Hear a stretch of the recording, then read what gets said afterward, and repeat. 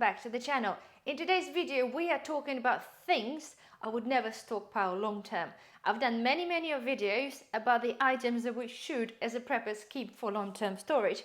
However, today is the opposite, and I'll tell you I've got 6 items here, and this is totally my personal choice and some of it comes from the personal experience. Of course it's totally up to you, but I'll just go through those items and then explain why I choose not to store those items for long term storage.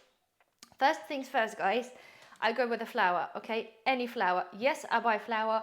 I have about 15 bags of flour stored for a medium-term storage.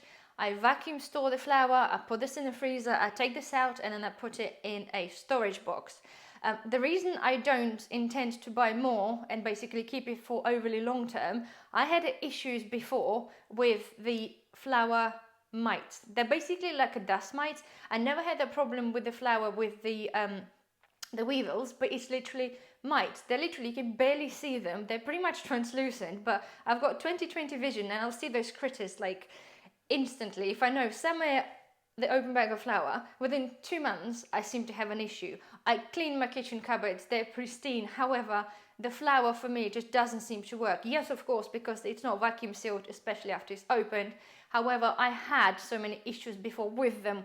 Whatever I kept the flour, I just choose not to invest my money in something that potentially can go wrong. If you see my shopping hauls, you rarely see bags of flour because I literally honestly choose not to really invest that much time potentially for things to spoil. I have enough to be able to take us through if there's a shortage of flour. Generally, when you buy flour, it's got 1.5 to 2 years shelf life. If I vacuum pack it, it might give it an extra 6 months or whatever. To be fair, this is more than enough for me. If we have no bread, I have enough to be able to bake a loaf for a week, and I can certainly make do. I have semolina flour, which I don't seem to get so many issues with the mites, so if I really have to, I can make some flatbreads, we can make do. So, but this is my reason. I know many people store flour without any issues by freezing it, but I freeze mine, I keep mine, but I just choose not to overstock because I'm just too scared it's all going to go wrong, and I much rather invest my space into some other carbs which I know are going to be totally 100% protected. Okay, personal choice. Right, second one is the yeast. Is it everyday yeast? I buy one of those from, I think that was Lidl, or yeah, from Lidl's. They don't particularly have a really long shelf life, and unfortunately with the yeast, it doesn't keep that well past. This one was 2 months past date and it's pretty much unusable. It just doesn't seem to work. I've bought a bigger one. This one's got until 5th 2024. I bought it on Amazon. So basically it's got 2 years since the production date. That's absolutely fine. That will more than suit me for what I need with the amount of flour I have. You can absolutely freeze yeast. That's absolutely fine, and many people do. However, as a prepper, we're preparing and we're trying to avoid storing stuff in the freezer, because if, God forbid, we're going to have the power cuts or whatever reason is that we're not going to have a power and suddenly the stuff we have in the freezer goes to waste, then all of your yeast stuff also going to go to waste. So the alternative, and the reason why I'm not stocking so much for it long term, is because we can make a mama yeast starter. If you're not familiar with this, I could do a video on this one. It's basically you create a yeast starter and you feed this with a little bit of flour, a little bit of sugar, and you keep it alive, because yeast, it's a live organism. And basically it's a little bit time consuming, because if you use a lot of it, you have to keep it outside. You have to pretty much feed it every day. If you don't use so much yeast, you can keep it in the fridge and you feed it once a week. It's very straightforward, but this is my reason why I choose not to stock up too much on the yeast, purely for that reason alone. So if you want to hear or see the video about making mama yeast, please comment below. I'm sure I will do this anyway at some point. Okay, right, next one is ready-made pre-prepared microwavable rice. They have about a year's shelf life on them, which is absolutely fine.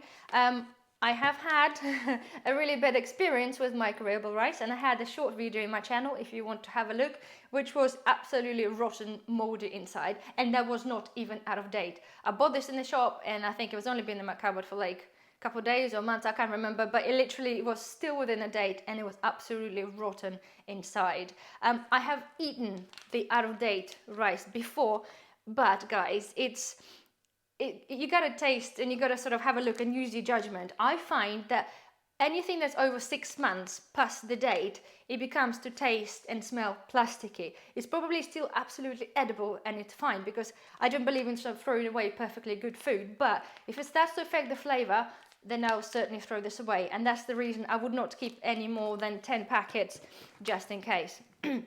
For the same reason is we're talking about the instant noodles and ramen noodles, you call them. Those ones have a year's shelf life. That's absolutely fine.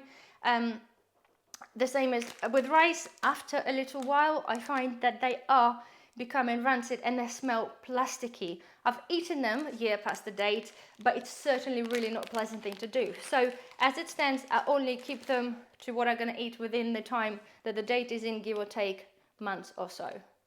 Okay, brown sugar, guys, brown rice. Okay, brown rice does not keep anywhere as well as a white rice, because it's got more of a fat content. Although many people do, if you vacuum seal this, apparently you can store this for longer term.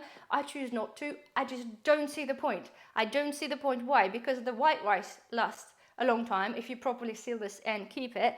I don't see the need of potentially risking my stockpile with a brown rice just in case it just wouldn't keep. So this is my reason for not keeping it. And the same comes for the brown sugar.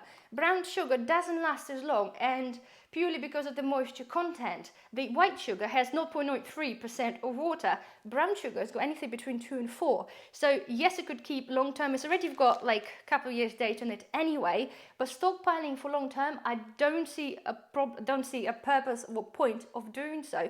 Just for the same reason, because if I store it and if it suddenly goes off in a space of like 3 years or something, I don't know, I just wasted my money, because it's not cheap, and you can make a brown sugar with molasses and white sugar. So to me, it's a pointless idea of having this long term. And again, investing money into something that just might not last. So once again, guys, this is totally my experience and my opinion. Some of you potentially already stored this for 10 years and it's absolutely fine. That's absolutely great for you. This is my choice, and I choose what I stock in my, like, we'll have a fairly limited space.